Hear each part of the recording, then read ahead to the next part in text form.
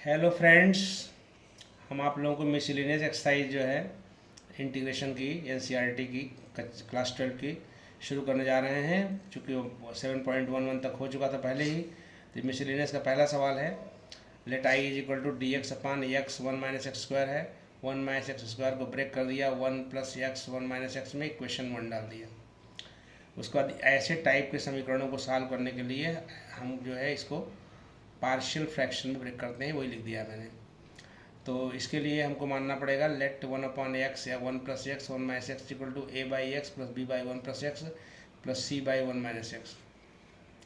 अगर हमको ए का मान निकालना है तो सबसे पहले हम ए को जीरो रख एक्स को जीरो रख देंगे और एक्स को जीरो केवल वहाँ रखेंगे लेफ्ट साइड में जहाँ पे एक्स मौजूद नहीं है, कि यानी कि वन प्लस एक्स में रखेंगे, वन माइनस एक्स में रखेंगे, ऊपर रखेंगे। तो ऊपर तो रख नहीं सकते, ऊपर वन है, वन लिख दिया, नीचे one plus zero one minus zero, तो पूरा सॉल्व करने पे वन आ गया। इसी यही वैल्यू ए की हो जाती है।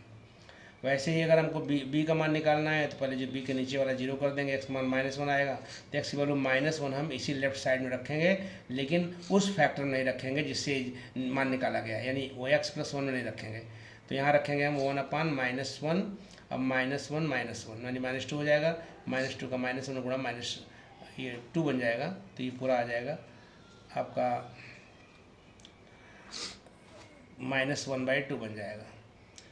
इसी प्रकार जो है तीसरा वाला के जो है वन माइनस एक्स जीरो करेंगे, एक्स मान वन आएगा तो एक्स का मान वन जो है लेफ्ट साइड में रखेंगे, इस फैक्टर को छोड़ करके इसमें रखेंगे वन अपान, आप रखेंगे वन, वन प्लस वन, तो ये वन बाई टू आ जाएगा।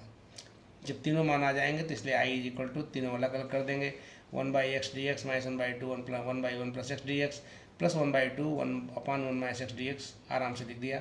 इसका लॉग मॉड एक्स, इसका log mod one plus x, इसका log mod one minus x, और चूंकि एक्स के बगल में माइनस है इसलिए माइनस से भाग देंगे तो वो माइनस यहाँ आ जाएगा, प्लस सी लिख देंगे, फिर c is the constant of integration.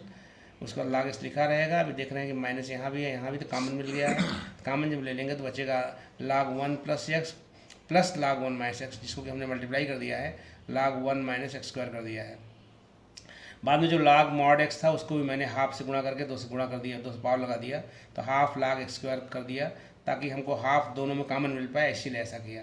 तब मुझे हाफ कॉमन मिल जाएगा, तो लॉग एक्स स्क्वायर ये पॉजिटिव है, log one minus x square negative है, तो log m minus log n यानी लॉग एम बटे एन लगा देंगे, तो one by two log x square upon one minus square plus c, यही आपका आंसर हो जाएगा। क्वेश्चन वन पूरा जाता है। क्वेश्चन नंबर टू की ओर हम बढ़ रहे हैं। Let I is equal to integration one upon under root x plus A plus root x plus B. ऐसे क्वेश्चन जब मिल जाते हैं पहले कॉन्जुगेट से गुणा करते हैं, तो कॉन्जुगेट से गुणा करेंगे तो root x plus a minus root x plus b upon root x plus a minus root x plus b. गुणा करने के बाद जो है ऊपर तो root x plus a minus root x plus b बचा रहेगा, और नीचे जो हो जाएगा x plus a minus x minus b हो जाएगा। एक्स कैंसिल आउट हो जाएगा तो ये बचेगा ए माइनस बी, तो उसको मैंने बाहर ले लिया। और रूट एक्स प्लस ए का X plus A power half है, उस नियम से एक्स प्लस ए की power three by two upon three by two. ऐसे ही यहाँ भी minus one by A minus B करके, और यहाँ पे जो है एक्स प्लस बी का हो जाएगा एक्स प्लस बी की power three by two upon three by two plus c. बाद में ए थ्री बाई टू पलट दिया, तो पलट दिया तो टू बाई थ्री हो गया, तो two by three A minus B common हो गया, तो एक्स प्लस ए की पावर थ्री बाई टू हो गया माइनस एक्स प्लस बी की power three by two plus c, यही आपका आंसर हो जाएगा। क्वेश्चन नंबर टू पूरा हो जाता है। हम लोग क्वेश्चन नंबर थ्री की ओर बढ़ रहे हैं। क्वेश्चन नंबर थ्री है let I is equal to integration one upon X under root A X minus x square. ये बहुत ही इंपॉर्टेंट सवाल है, खतरनाक सवाल भी से माना जाता है, कम्पिटेटिव सवाल है, इसलिए हम बता दे रहे हैं यहाँ पे। ये आप सामान्य लड़कों के बस का नहीं है, क्योंकि इसमें मानने का तरीका कुछ अलग है, इसीलिए हम आपको बता देते रहे हैं पहले से ही। तो बहुत अच्छा सवाल है, कम्पिटेटिव है, अच्छा है। देखिए आप लगाने के लिए एक्स को ए बाई टी मानेंगे, तो इससे हमारा डी एक्स की वैल्यू हो जाएगी minus a upon t square d t. Equation दो हो जाएगा, एक बनाई है। From equation one and two we get I is equal to one upon, जहाँ एक्स है वहाँ ए बाई टी, और जहाँ एक्स है अंदर वहाँ a by t, x square है वहाँ a square upon t square कर दिया, और डी एक्स की वैल्यू जो है minus a upon t square d t अलग से लिख दिया। उसके बाद implies I is equal to, ये आपका टी पलट जाएगा, नीचे वाला टी ऊपर चला जाएगा, ए दो बार इसलिए आ जाएगा क्योंकि अंदर से जो ए स्क्वायर यहाँ है उसको बाहर निकालेंगे तो ए निकलेगा, ए पहले से ही है तो ए इंटू ए हो गया। अंदर हमारे पास बचा one by T minus one by T square whole की पावर हाफ, और ये माइनस ए अपॉन ये आपका टी इंटू टी कर दिया जानबूझ करके, टी स्क्वायर था वो, तो हमने टी इंटू टी कर दिया ताकि टी काटने मुझे आराम रहेगा।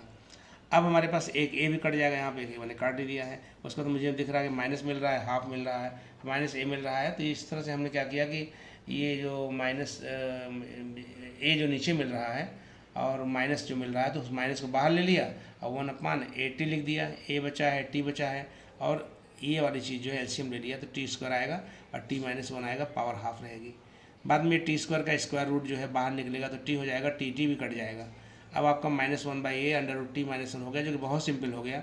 -1/a बाहर कर देंगे, t-1 की पावर -हाफ x की पावर n टाइप का हो गया, जिसको हम निकाल सकते हैं आराम से।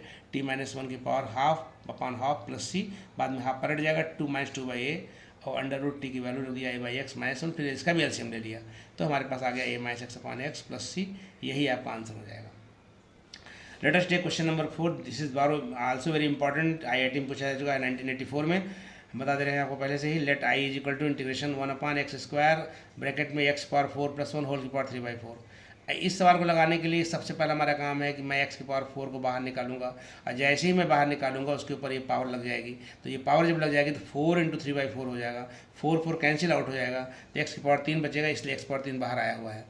और जब मैंने x⁴ निकाल लिया है तो यहाँ 1 बचेगा, और यहाँ से है नहीं, जबरदस्ती निकाल दिया है मैंने, तो 1/x⁴ हो गया, और 1 + 1/x⁴ होल की पावर 3/4 dx।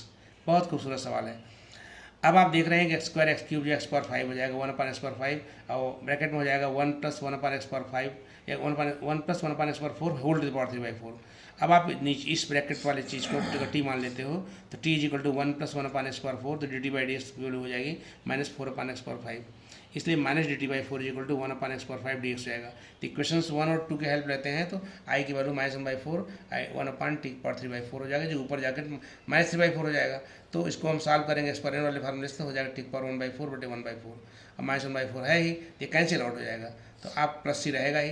अब बाद में हम t की वैल्यू वापस कर देंगे 1 + 1/x⁴ raise to the power 1/4 plus c minus लगा रहेगा। यही आपका आंसर होगा। आज की वीडियो में यहीं तक रुकते हैं, अगले क्वेश्चंस को नेक्स्ट वीडियो में करेंगे। Thank you very much.